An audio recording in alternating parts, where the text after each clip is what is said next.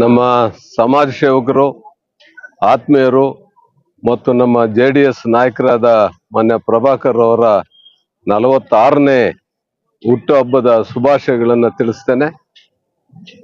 ಮನುಷ್ಯ ಹುಟ್ಟು ಮತ್ತು ಸಾವು, ಹುಟ್ಟುನು ಖಚಿತ, ಸಾವುನು ಖಚಿತ.